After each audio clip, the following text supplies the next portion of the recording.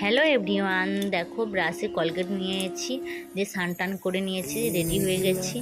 তারপর মন্দিরে পুজো দিতে যাব, তাই তাড়াতাড়ি করে বালতি আর জল নিয়ে গেলাম মন্দির ধুতে। দেখো, তারপর মন্দির পরিষ্কার করে নিয়েছি, ঠাকুরেরকে মাথায় জল ঢেলে নিয়েছি, মনসা তলায় জল ঢেলে নিয়েছি। খুব নার্ভাস হয়ে পড়েছি। তারপর দেখাচ্ছি, তো আমি মনসা মন্দিরে জল ঢেলে নিয়েছি, তারপরে তুলসী পাতা তুলে নিচ্ছি, তারপর পরপর করে ফুল তুলে নিচ্ছি। এই ফুলগুলো দেখো কত সুন্দর হয়েছে আমাদের বাগানে। তারপরে দেখো পরপর করে সাদা ফুল, বেলপাতা, তুলসী পাতা, লাল ফুল তুলে নিচ্ছি। তারপর ঠাকুরকে চন্দন দেবো, তাই চন্দন আমি একটু করে নিলাম, ঠাকুরকে দিয়ে দিই।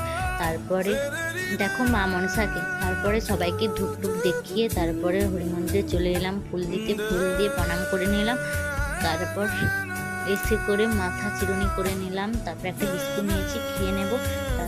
আজকের মতন সবাইকে বাই বাই, আবার কাল দেখা।